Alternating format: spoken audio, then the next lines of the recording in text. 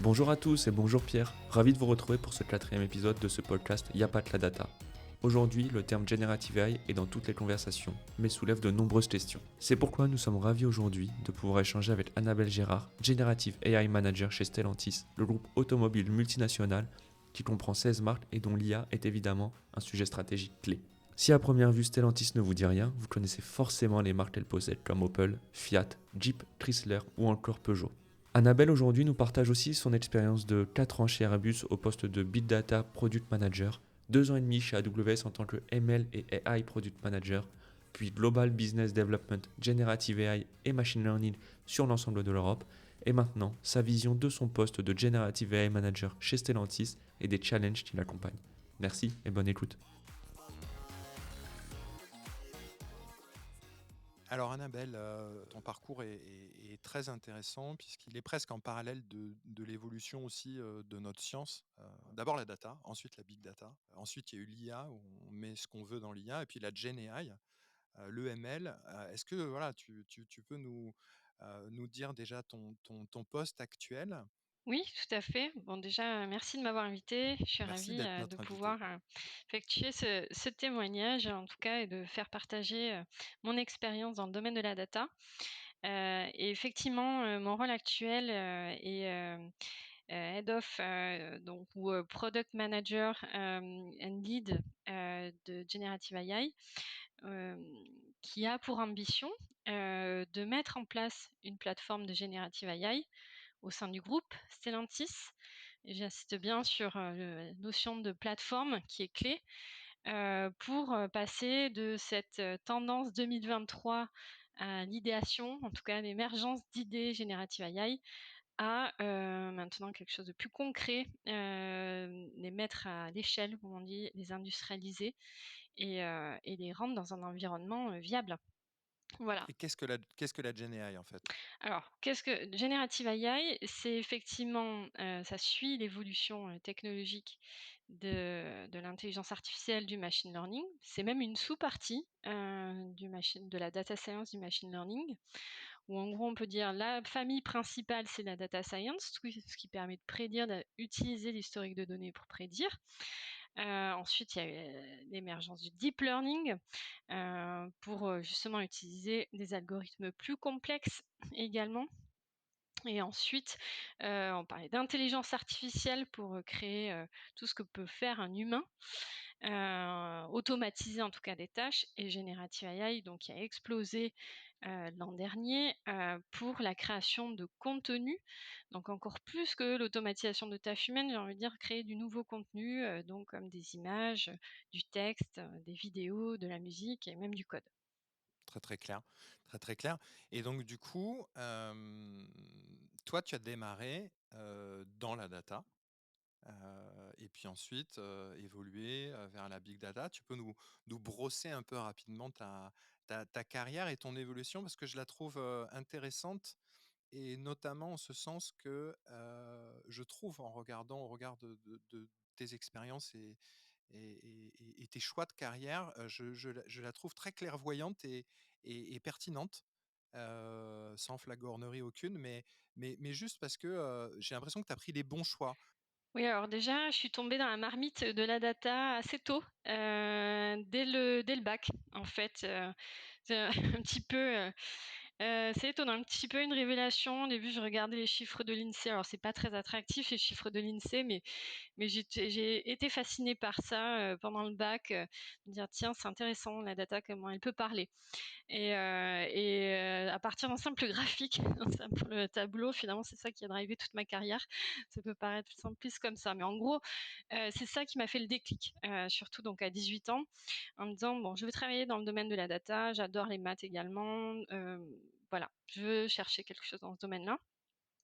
Et donc j'ai fait même partie des premières promos des formations, data science, maths, informatique, donc c'est ça qui est, enfin voilà, à l'époque, bon, ça date un petit peu maintenant, c'était il y a 18-19 ans, mais je faisais partie des premières promotions, spécialisées là-dedans. Donc je suis assez fière de voir finalement maintenant l'évolution. À l'époque, c'était un sujet pas forcément, très connu, c'était plutôt une niche, on n'investissait pas forcément là-dedans, et 18 ans après, je peux confirmer, l'évolution et l'intérêt majeur. Donc effectivement, j'ai évolué dans ma carrière à chaque évolution technologique, en gros. Donc ça a commencé effectivement le parcours universitaire. Où effectivement ensuite, j'ai, démarré, notre société de service, qui est très intéressante en tant que jeune diplômée pour pouvoir avoir un aperçu, donc Soprasteria en l'occurrence, pour avoir un aperçu de différents types de tailles d'entreprise. C'est ça qui m'intéressait, parce qu'on ne sait pas De forcément. typologie de projet, etc. Exactement. Voilà, on sait pas, enfin moi à l'époque je savais pas, j'avais pas un domaine, métier particulier. Je savais que je voulais travailler dans la data. Et donc à l'époque, hein, il y a 18 ans, c'était, l'époque des data warehouse, et comment collecter, industrialiser, la donnée de différents systèmes et comment la consolider. Et donc c'est là où j'ai vraiment pu expérimenter cette expérience et avoir vraiment les mains dans la data. Donc ça a démarré comme ça. Après, j'ai vu que tu avais fait, tu es passé par, le bancaire avec Monext, c'est ça? Et Oui, ensuite, ce qui m'intéressait aussi dans ton parcours, c'était spécifiquement, le côté système critique avec Airbus, par exemple, oui, et les débuts du big data, finalement. oui, tout à fait, exactement. Alors dans le domaine bancaire, dans la filiale du Crédit Mutuel Arkea, j'ai eu la chance de pouvoir, déployer des sujets en production, sur les premières plateformes big data on-prem. Donc d'où l'évolution technologique. À l'époque, j'avais commencé à regarder un petit peu le cloud, mais il y avait, donc c'était 2016, et en Europe, particulièrement pour ces contraintes de données bancaires, hein, qui sont soumises à des, certifications très fortes, certification PCI DSS en l'occurrence. Hem, voilà, l'idée, il y avait vraiment un enjeu majeur d'être, soit du on-prem ou soit un cloud en Europe. Déjà, cette idée de cloud souverain était déjà importante à ce niveau-là. Hem mais dans un sujet hyper intéressant, toujours d'actualité, la lutte contre la fraude. Voilà, comment gérer des milliards de transactions dans un temps, quasi temps réel pour pouvoir détecter, des transactions à risque, limiter la fraude et sécuriser les paiements. Voilà, Qui est devenu un grand classique des systèmes bancaires et financiers maintenant, aujourd'hui, hein. exactement. Oui, oui, ça reste, sujet, d'actualité. Parce que d'ailleurs les évolutions, les moyens, de paiement aussi évoluent tout le temps. Et effectivement, ensuite, l'enjeu et le rêve, pour moi, c'est un rêve, hein, de rejoindre Airbus. Je suis toulousaine d'adoption et donc c'est Toulouse et la Airbus City, 80 des Ouais. personnes travaillent chez Airbus. Donc j'étais ravie de pouvoir rejoindre, Airbus, dans sa transformation digitale et dans la partie big data, où je suis partie, finalement, du tout début, de la solution Skywise, qu'on peut voir maintenant un peu sur internet, dont la vocation, est d'être le premier data lake de données aéronautiques pour collecter les données des avions connectés, et de pouvoir, justement donner des recommandations sur la maintenance, donc de la predictive maintenance, à partir de ces données temporelles, justement et donc permettre aux compagnies aériennes, de minimiser l'impact des opérations de maintenance, limiter les délais et qui peut avoir un impact de plusieurs, milliers, voire millions d'euros, de dollars, en tout cas pour certaines compagnies. Là, on est dans la data science, je t'interromps une seconde. Oui, la On est fine on on est on n'est pas encore dans, ce qu'on appelle l'intelligence artificielle de ce qu'on dit aujourd'hui, qui est trendy et hype, et cetera. exactement. C'était de 2017 à 2021.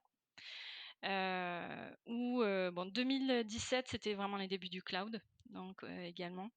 Et c'est important puisque c'est ça qui permet justement, d'accélérer, d'amplifier, la capacité, la performance, de ce traitement de la data et des algorithmes pour, les déployer à l'échelle.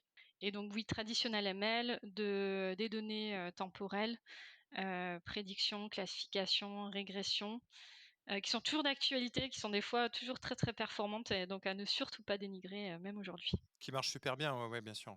Faut pas lâcher la proie pour l'ombre, parce que l'IA, c'est bien, mais en fait, derrière, il y a toutes les choses qu'on faisait avant qui marchent, toujours, très, très, très, très bien, en fait. Effectivement. Et après tu changes et tu te retrouves, carrément chez le big boss, de la tech, AWS. Oui, Donc là, tu changes encore d'échelle, j'ai envie de dire. et presque tu changes aussi d'orientation et de couleur de poste, puisque cette fois, tu t'orientes vers la Gen AI et le ML, c'est ça? Exactement. Alors c'est vrai que j'étais dans ma tendance où à chaque changement de compagnie, c'était pour une entreprise encore plus importante. Et effectivement, en rejoignant Amazon Web Services, pour le coup, avec 1 500 000 employés, c'est difficile de faire plus. Je crois que Walmart est un peu plus important, mais en tout cas, c'est la deuxième plus grande entreprise mondiale. C'était également un rêve aussi, donc j'ai la chance de pouvoir, en tout cas accéder à mes rêves, en tout cas d'évolution, de carrière. Pourquoi? Déjà au sein d'Airbus, j'ai dit c'était déjà mes débuts, au sein du cloud sur AWS. Également, j'ai travaillé avec Palantir, qui en 2017 était vraiment un leader, hein, dans le marché, de la data, de l'analytics, et du ML, dans les industries, également. Et j'approchais également AWS, je faisais partie dans une industrie de cette transformation digitale où on faisait la promotion justement, l'accession aux compétences AWS. Et cette dynamique des compagnies tech, cette transformation agile, où tout va vite, où l'innovation est le cœur de la culture, c'est vraiment ce qui m'intéressait. Et donc c'est là où finalement, c'est là où je me suis ouverte à Amazon Web Services dans le domaine de l'intelligence artificielle, uniquement voilà, d'avoir cette spécialité sur le machine learning et intelligence artificielle. Aujourd'hui, tu es chez Stellantis dans la section Generative AI et comme tu l'as dit, chez AWS, c'est l'innovation qui prime. C'est un des plus gros cloud providers, donc celui qui fournit des services associés aux services informatiques en ligne, pour la faire très simple. Euh, Pourquoi on décide de retourner dans une industrie, une grande industrie, quand auparavant on est dans l'innovation? Et ma question est la suivante, finalement, la Gen AI pour toi, est-ce que c'est un pari sur l'avenir ou c'est un choix naturel? Tu parlais de rêve auparavant, est-ce que c'était un rêve de travailler dans ce domaine-là? C'est de la passion, c'est de l'émerveillement? Alors, au sein d'Amazon Web Services, j'ai fini par une spécialité dans le domaine de l'automobile et du manufacturing, donc de l'industrie, où j'ai eu, la chance, de travailler avec, les plus grands groupes et de pouvoir voir l'impact, du machine learning, de l'intelligence artificielle. J'ai été, en plein milieu du tsunami, de Generative AI l'an dernier, et l'engouement de ces compagnies justement pour l'adoption de cette nouvelle technologie. Et donc j'ai passé une année assez incroyable, et ça m'a permis d'avoir cette vue 360, de la générative AI au sein du milieu automobile. Et je rebondis encore sur quelque chose, puisque auparavant tu parlais de project management, donc la gestion de projet dans la generative AI. J'ai cette question qui est très dure pour débuter, mais on sait que le machine learning, les projets de machine learning, ils ont souvent du mal à faire leurs preuves.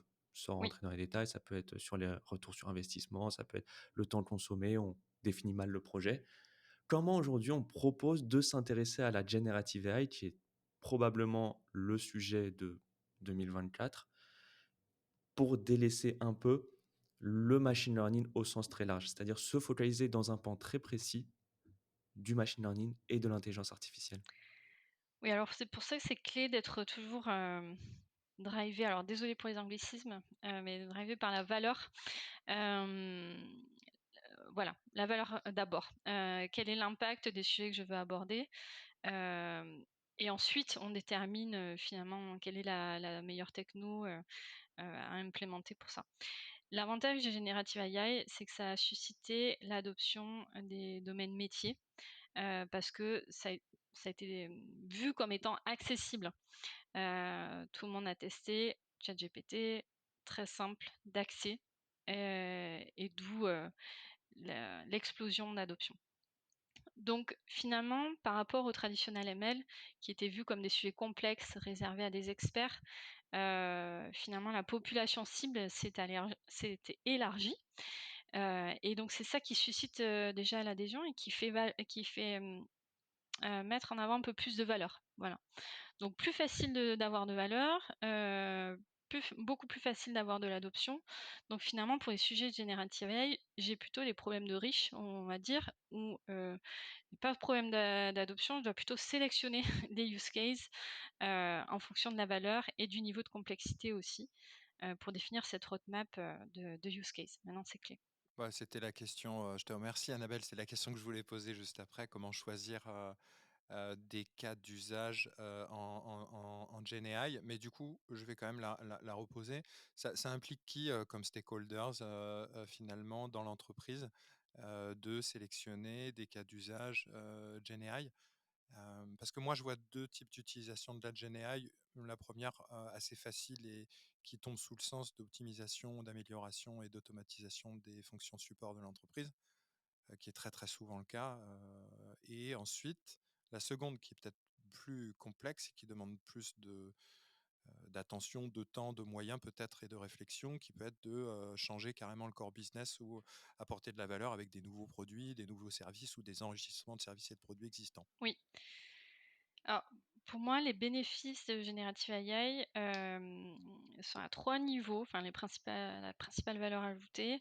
1er, c'est vraiment comment améliorer la productivité des employés et donc ça concerne tout le monde. Qui n'a pas rêvé de gagner du temps pour être, plus efficace, plus performant, pour faire des activités plus intéressantes? Je pense qu'on rêve tous de ça et donc tout ce qu'on peut optimiser, on essaie de l'essayer, en tout cas de le tester. Donc c'est pour ça que tout le monde, finalement, est concerné par ça. Que ça soit l'automatisation de mails, l'automatisation de présentations, des Tous les recommandations. services de l'entreprise, en fait, selon toi? Exactement et c'est ce que je peux voir, au quotidien, même il peut y avoir des usages propres au métier, par exemple de l'industrie, de l'automobile. Ça concerne aussi toutes les fonctions, support, que ça soit de l'IT, au procurement, aux ressources humaines. Et alors qui vous réunissez? Qui tu réunis dans ces cas-là? Est-ce que ça démarre du COMEX ou du CODIR, qui a vu ChatGPT et qui dit, «Réunion d'urgence, il faut de la GenAI partout»? Ou, est-ce qu'il y a une démarche, et est-ce que tu peux nous en dire plus sans trahir de secret de fabrique, hein, évidemment? Oui, alors, ce qui est important, c'est le sponsorship, du management et c'est vraiment le cas, en tout cas de Stellantis. J'ai pu le voir aussi en tout cas dans le milieu automobile, clairement. Mais ça, c'est pour tous les sujets. S'il y a pas de sponsor, c'est compliqué et là, en l'occurrence, dans le contexte dans lequel je suis, il y a un réel sponsorship. Voilà, il y a des vidéos publiques, à ce niveau-là qui sont accessibles, hein, sur Stellantis et l'investissement dans l'intelligence artificielle. Heu Quand tu dis sponsorship, excuse-moi, juste rapidement, qu'est-ce que tu entends par là? donc c'est q le CEO, les CTO, CDIO Qui pousse, qui c'est ça? poussent, Ou qui tire? qui sont Ouais, convaincus en tout cas OK. de la valeur ajoutée, qui poussent à l'innovation, également pour, aider dans ces transformations digitales.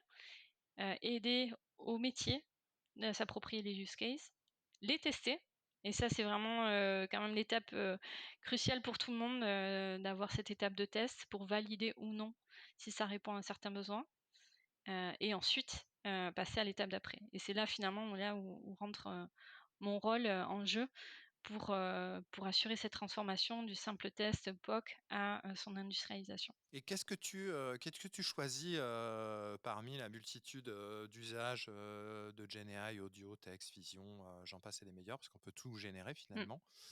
Ce podcast est généré par une IA d'ailleurs. Non, je plaisante. Mais, quel domaine spécifique, tu vas choisir? Est-ce qu'il y a une, vraie démarche, volontaire, empirique, de savoir, par où commencer? Est-ce que ça vient justement peut-être de la data et de son accessibilité? Ou c'est un mix des 3 aussi avec la valeur que ça peut apporter aux entreprises? Comment vous faites finalement?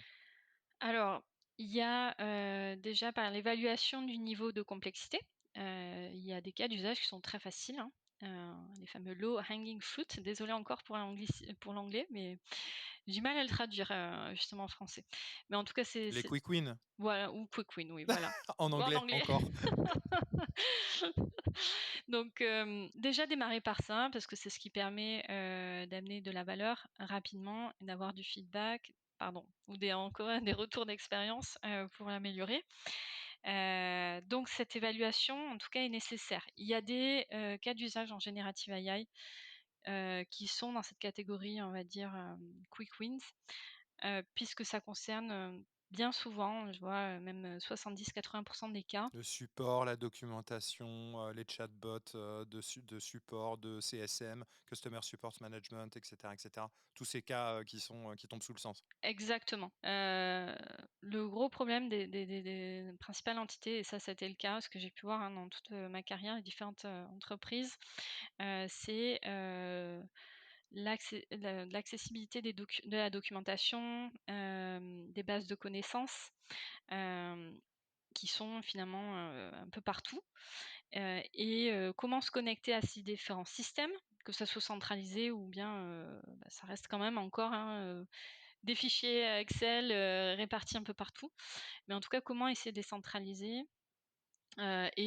comment, utiliser la capacité, générative AI ou derrière ce qu'on appelle les fameux, foundation models ou modèles de fondation, pour, exploiter directement le contenu de cette documentation qui est propre à l'entreprise pour le coup. Là, on ne parle plus, hein, du ChatGPT public, hein, bien évidemment. Au sein d'une entreprise, on doit rester dans l'environnement et sécurisé de l'entreprise.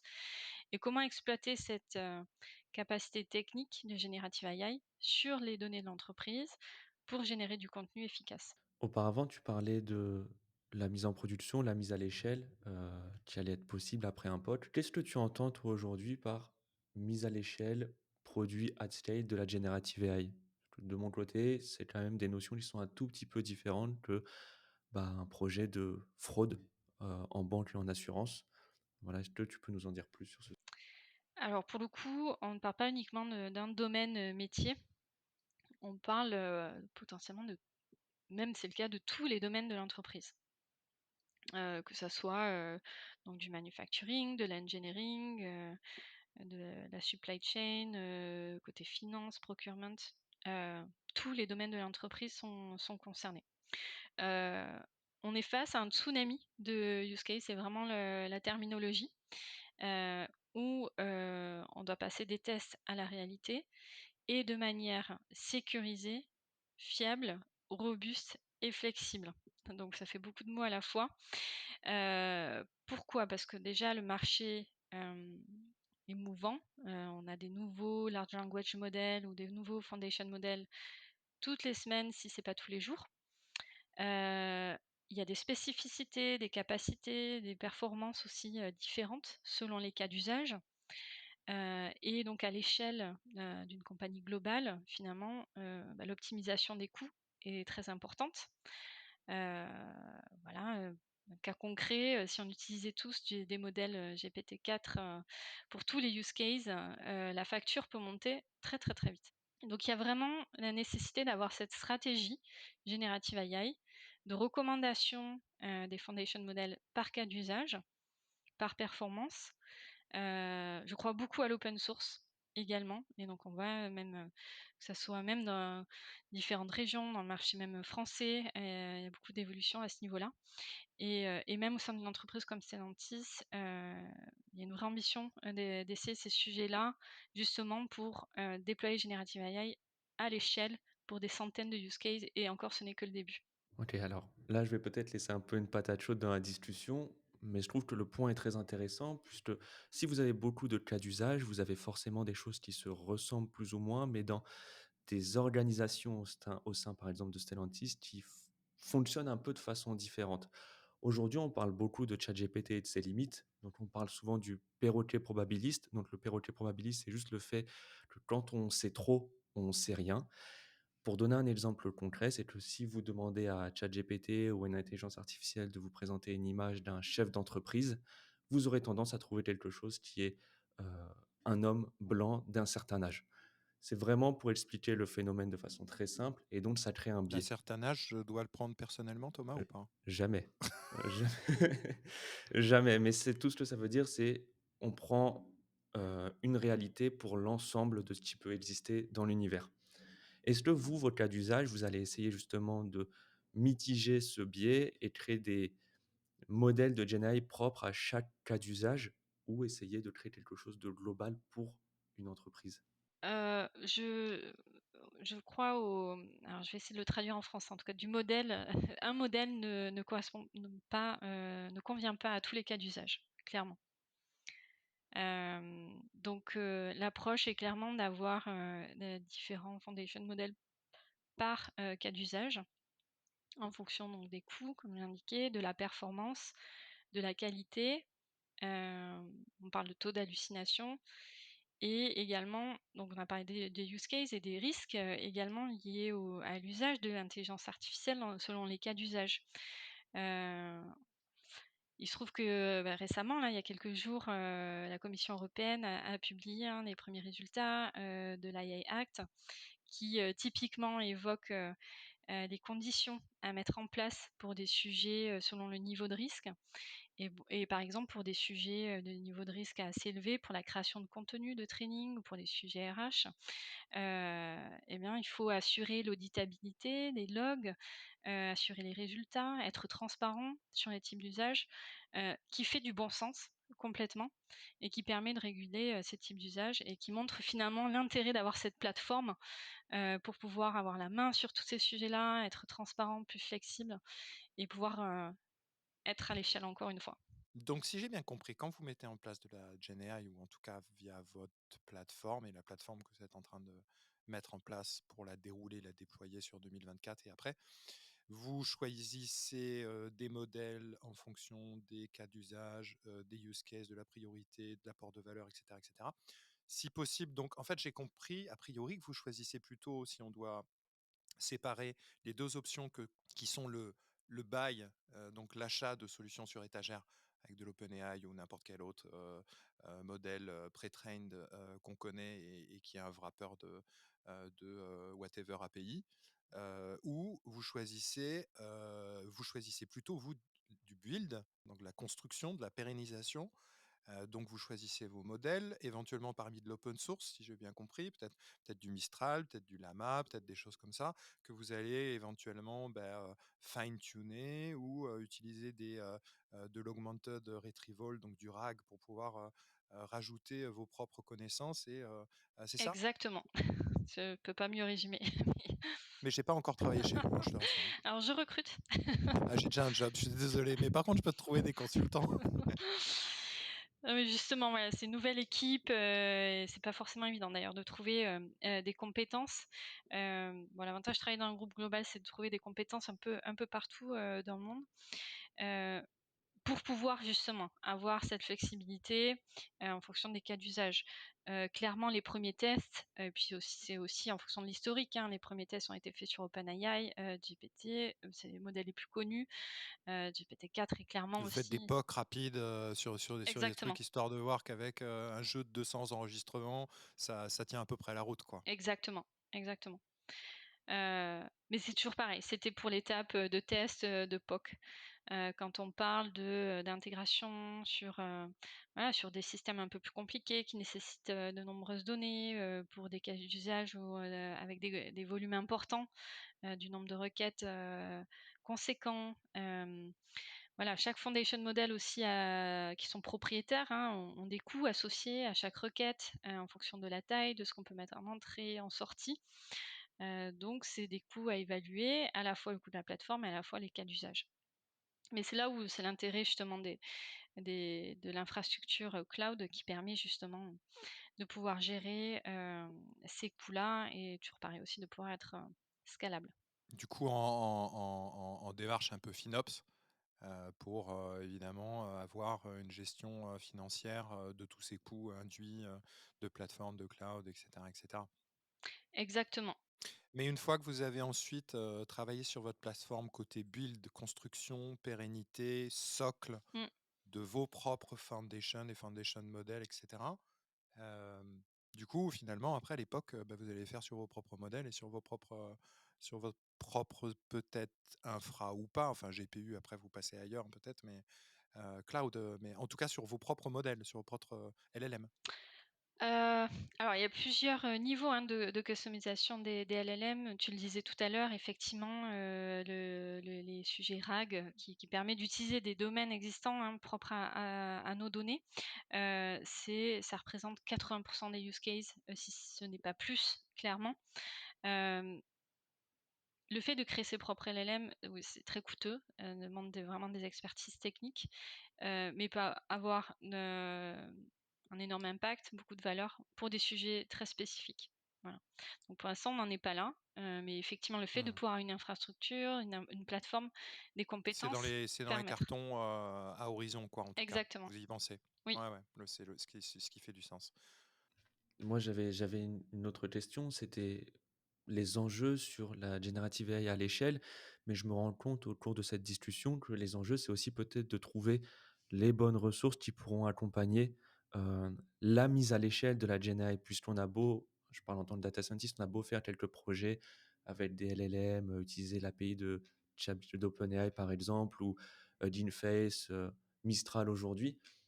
Mais pour mettre en production au sein d'une organisation ce type de projet-là, il faut que toutes les parties prenantes, et c'est pas uniquement la partie associée à la data science ou data engineering, qui doit comprendre les enjeux bien précis de la generative AI et non pas de la data. C'est-à-dire qu'on rentre dans un point qui est vraiment C'est précis, une question super pertinente, Thomas. mais merci beaucoup. Et est-ce que c'est pas peut-être le plus grand enjeu de la mise en production de la generative AI pour une tout à organisation? fait. J'aime bien utiliser la technique des 3 P. Alors je sais pas si ça existe ou sinon je l'invente. C'est celle des people, des process et de la plateforme. C'est vrai que j'ai beaucoup parlé de plateforme. Là, on a évoqué, le côté people, donc des personnes, à recruter.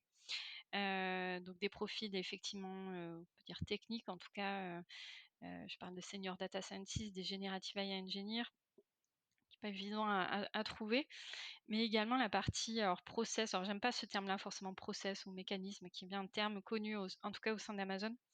Mais comment mettre en place sinon des schémas typiquement, pour, assesser la valeur des use cases, pour assurer, la responsible, l'intelligence artificielle responsable, avoir un framework dédié, et coordonner et effectivement, les différentes équipes en mode agile aussi, c'est clé entre, les métiers, la plateforme, et les contacts IT pour pouvoir délivrer cette valeur, de manière la plus efficace, donc comme je disais en mode agile pour pouvoir prouver la valeur, toujours pareil.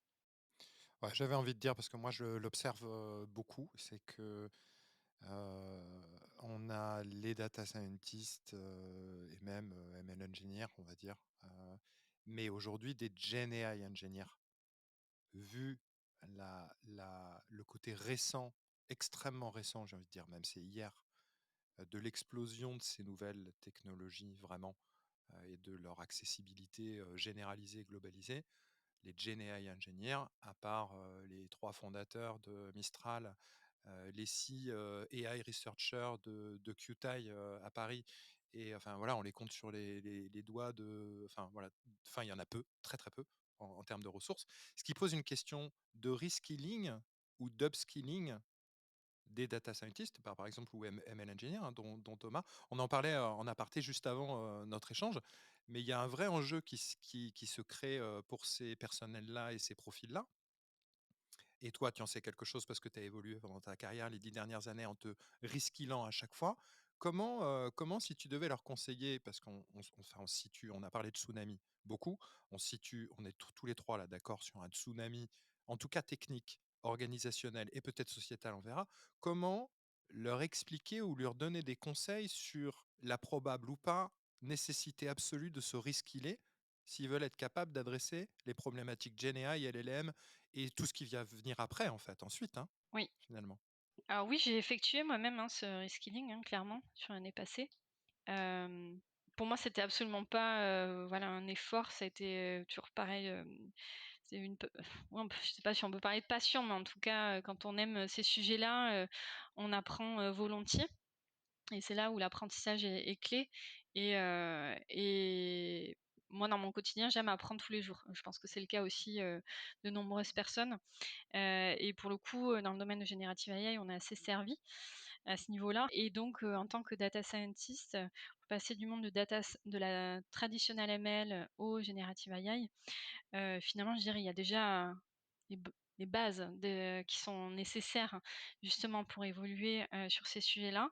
La transition est pas forcément simple, j'ai pu le voir, hein, avec, différents data scientists, où finalement Pour les puristes data science qui aiment vraiment toutes les différentes techniques, les différents algorithmes, finalement, des fois, le fait d'utiliser un foundation model peut être vu comme parfois réducteur, pour un data scientist. Alors que finalement, c'est l'évolution, toujours pareil, l'évolution, technologique de ces, algorithmes ML, à travers ses capacités de GPU, de compute qui permet de créer du contenu. Heu donc je conseille à tous ces data scientists d'évoluer dans leur carrière, comme j'ai pu le faire, comme j'ai pu surfer sur les différentes vagues. Quand on est passionné, par le point commun qui est la data, finalement, l'intérêt est de pouvoir, s'adapter à ces évolutions-là. Je voudrais juste revenir sur un point quand même qui a été énoncé. La différence qui existe entre l'organisation et des organisations comme Hugging Face ou Mistral ou ce genre de choses, c'est de de proposer des modèles de machine learning. Et donc l'utilité est complètement différente d'un data scientist qui pourrait travailler au sein d'une organisation comme ici Stellantis, où son objectif c'est de délivrer des outils pour des métiers. Alors que des data scientists de chez Hugging Face ou de Mistral, par exemple, vont proposer des modèles, des foundation models Oui. à des pairs comme eux, c'est-à-dire des data scientists pour des organisations. Et c'est tout cet écosystème qu'il faut créer, qu'il faut assimiler pour pouvoir vraiment créer de la valeur sur la generative AI. Mais là, Thomas, juste, ça veut dire qu'on passe du côté sur quelque chose qui va être nouveau, qui va être le LLMOps Oui. ou d'autres choses, parce que finalement, on parle, en fait, on parle de quoi? On parle d'ingénieurs qui ont une appétence ou une connaissance de la data et de la data science et qui vont être capables de comprendre ce qu'un LLM et un modèle et un foundation model et du RAG et les différents façon éventuellement de prompter spécifiquement tel ou tel et des gens qui vont être qui vont comprendre tout le côté pipeline de mise en production, industrialisation, maintenance, monitoring, entraînement, réentraînement, test de tout ça Tout à fait. finalement. Tout à fait. C'est tout un nouveau pan, si ce n'est tout un nouveau travail. Mais Annabelle, tu en parlais auparavant, auditer, monitorer, ce genre de solution, c'est un énorme travail, en tant que tel, à lui tout seul. Oui, alors après, c'est compliqué quand même d'avoir, toutes ces, compétences, hein, une seule personne. C'est vraiment là, pour le coup, le mouton à 5 pattes. Typiquement, moi je recrute, 3 profils, hein.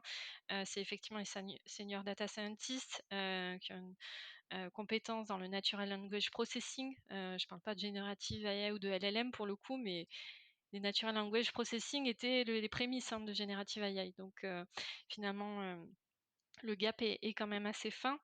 Hem, je recherche, alors c'est vrai que prompt engineer, c'est un nouveau rôle. Je préfère sinon generative AI engineer parce qu'il y a ce côté prompt engineering qui est, la face visible des utilisateurs et donc tout le monde s'est rendu compte, hein, de l'instabilité en fonction, du type, de questions que l'on peut réaliser, du type de description.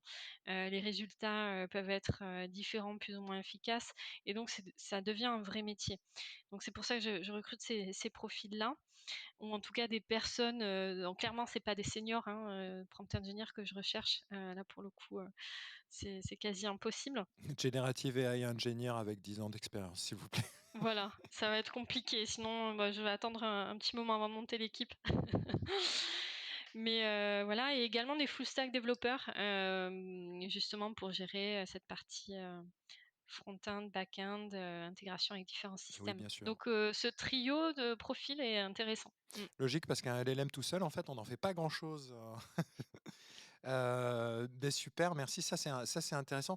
Peut-être un dernier point, sur, peut-être un point, prospectif sur ce que tu vois, de prévision sur, l'avenir de la Gen AI. Je sais qu'il y a des grandes questions en ce moment entre, cette notion d'AGI, qui fait peur à tout le monde et qui excite, toutes les pulsions métaphysiques de l'humanité en ce moment, ou le côté agent, multi-agent. D'ailleurs, je crois que le dernier modèle, il me semble, de Mistral, la Mistral est MOE, donc je crois qu'il est question aussi de ce genre de choses-là aussi. Comment tu vois ça un petit peu, toi?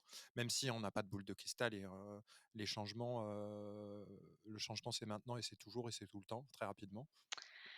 Oui, alors, je reste plutôt pragmatique, en tout cas sur l'évolution générative AI, sur les cas d'usage, sur l'évolution. Alors c'est vrai que comme je disais au sein d'Airbus, par exemple, je travaillais beaucoup sur les données, temporelles, heu, pour la predictive maintenance. Pour le coup, c'est un domaine pas encore forcément bien exploré côté, générative AI, donc je crois vraiment à ces nouveaux foundation models sur des time series, par exemple, heu, pour voir moins grand que la GI, hein, mais je crois beaucoup sur ces sujets-là, time series. Donc plutôt des modèles plutôt plus spécifiques, selon toi? Spécifiques ou verticalisés par domaine Mmh. métier. Je suis plutôt dans cette approche-là également. Hem, le code generation, c'est également disponible, hein, depuis, plusieurs mois. Mais il y a un vrai enjeu majeur de le customiser sur des anciens systèmes, favoriser, justement la migration sur le cloud, typiquement.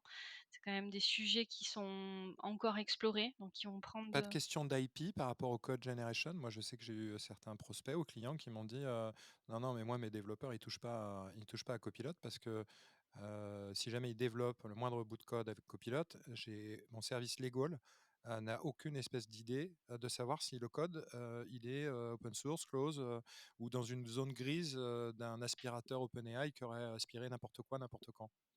Alors c'est là où les termes et les conditions, typiquement de solutions, propriétaires ou de solutions, packagées qui intègrent des solutions de GenAI sont très importantes à prendre en Donc, est-ce compte. que vous, par exemple, dans vos gros groupes, le legal est toujours là, en fait, est Oui, partie prenante? oui. Et autre question, est-ce qu'il est avant ou est-ce qu'il est pendant ou est-ce qu'il est après? Parce que s'il est avant, dans la définition des use cases et l'idéation des projets, il peut être éventuellement, castrateur un peu de l'idéation, éventuellement, heu, casser l'innovation.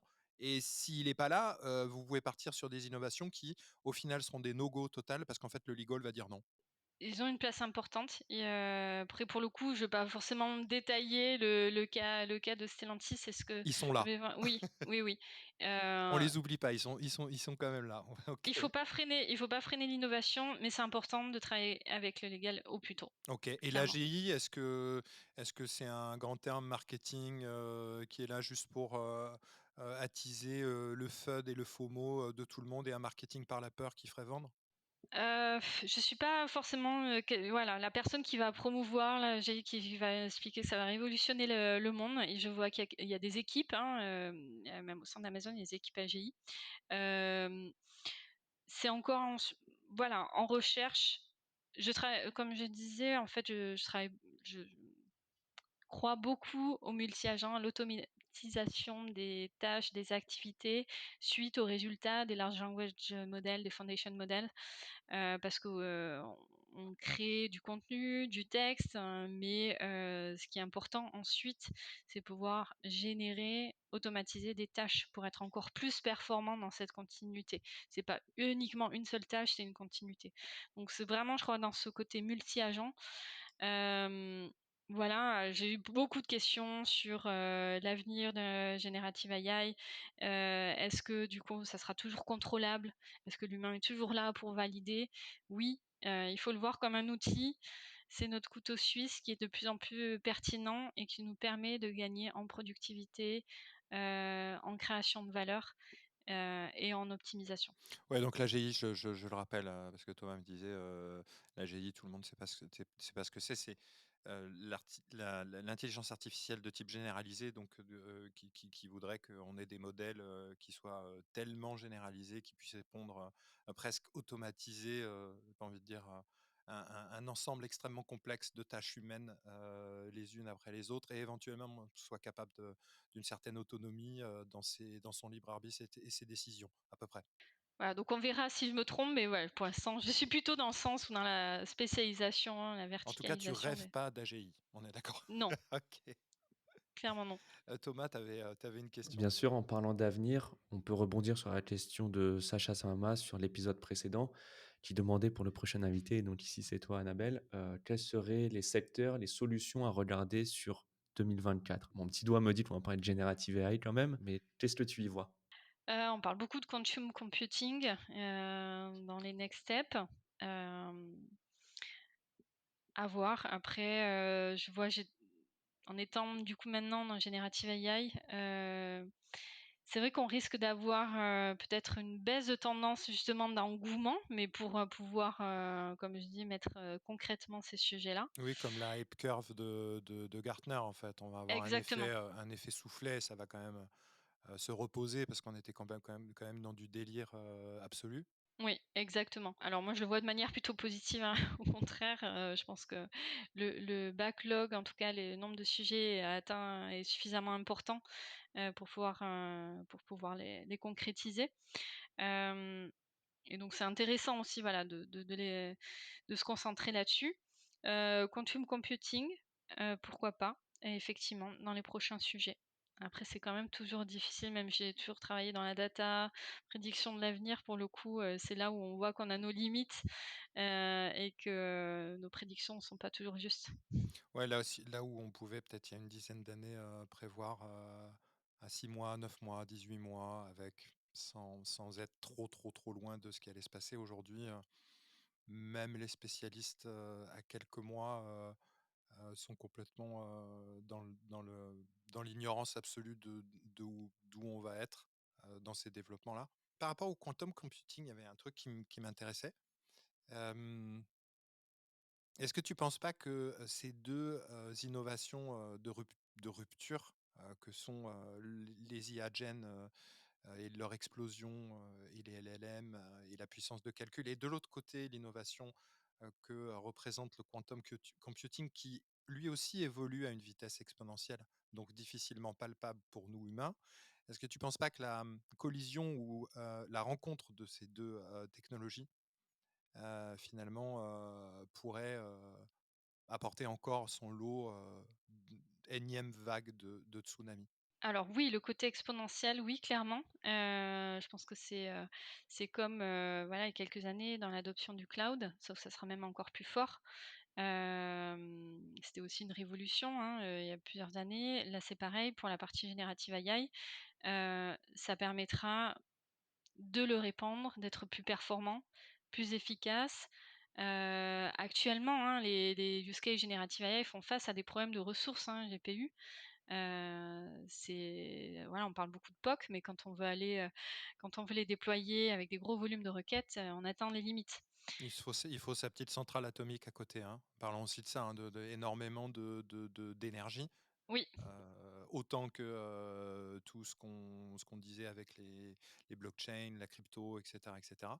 Ça consomme énormément, mais ça demande un calcul, phénoménal et des plateformes monstrueuses, en fait. oui, effectivement. Donc d'où, l'enjeu majeur pour des grandes compagnies, d'avoir une stratégie globale, centralisation, plateforme pour, optimiser les coûts, clairement. Mais oui, oui, toutes les compagnies dans le monde font face à des problèmes de ressources GPU.